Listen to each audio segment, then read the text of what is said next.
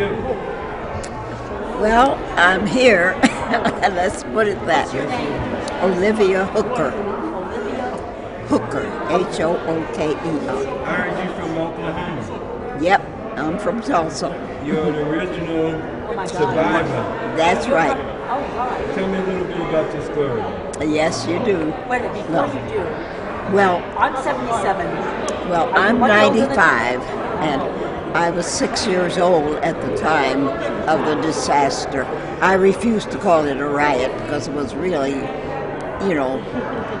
whites decided to burn down the homes of 10,000 people. So that was not a riot. It was planned desecration.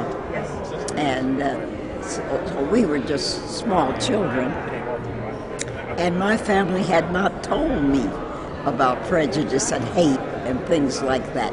I thought everything in the preamble to the Constitution referred to me. I didn't find out until this terrible night that they... This was a very prosperous community? Yes, and they used to call it Black Wall Street. But it wasn't Wall Street, but, it was a prosperous community. But it was all 10,000 people, counting all the children and grown-ups who were made homeless by this riot, so what they called a riot. And it was 80 years before the state of Oklahoma actually had a commission to study it and remove the blame from us as victims and put the blame where it belonged, on the Ku Klux. What year was this? 1921. And as I say, my sisters and brothers knew about prejudice and things, but at that time I thought everything that we were taught at school actually existed. And so it was more devastating for me because it was such a shock. And when the mobs came in, they had those pine, knots all lighted up, and they set things on fire. And my mother refused to run because she was busy putting water on the house to try to keep it from burning. And so she put the children under the big oak table. They had those great big tables in those days with little nooks under them. So we were under the table when the mobs came in, and my mother had said, well, we have to eat no matter what, so she was cooking. And that is true. They got so angry that she had what she called her three-cornered pots on the stove, and she had something different in each pot. So they took those out and threw them in the backyard. Then they came back and took the beautiful brown biscuits out of the oven and took them out and smashed them in the mud. And see, we're under the table looking at all this, and so it was very devastating for me because I hadn't known about those things. See, the only non-black people that I ever saw were people who wanted to sell my father things for his store.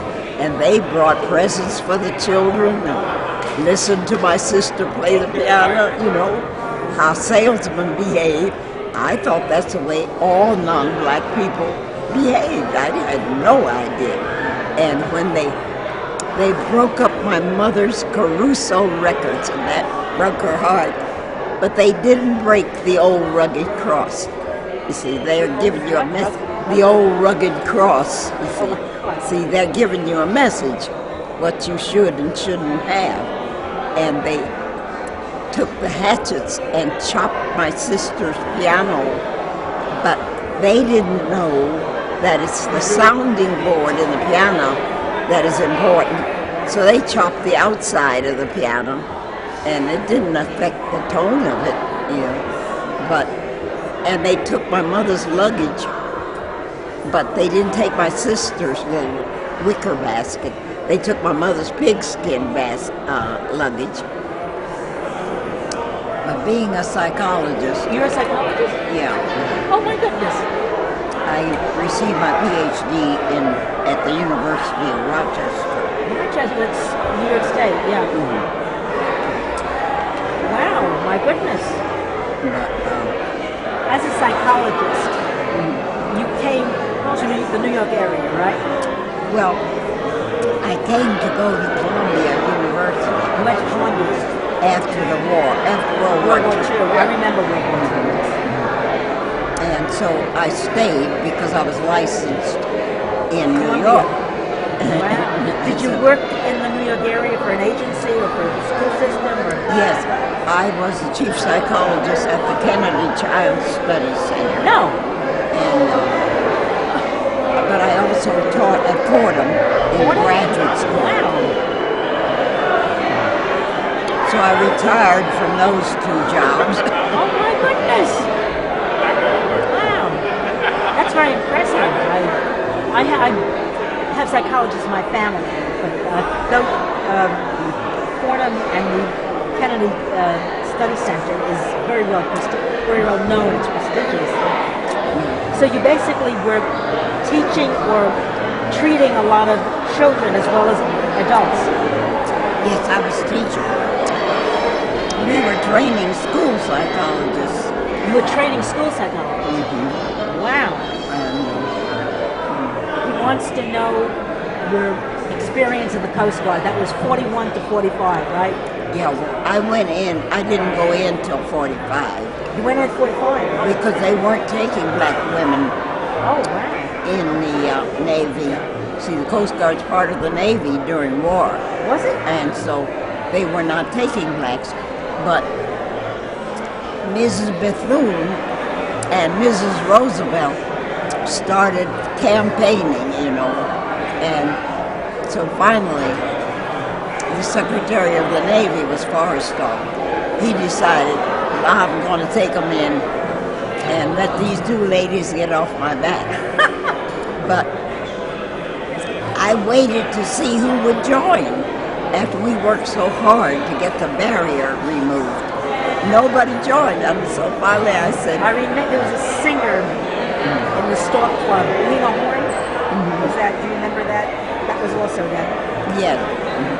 Well, I decided, well, maybe if I join and if I live, some others will come, But there were eventually only 5 black girls joined. That was the Spars. Yeah, Spars. My sister wanted to join, but I guess didn't. That was very gutsy. I mean, that's... So those 5, they remained close friends until... They're still around? No, 3 of them are dead now. There's just 1 left alive.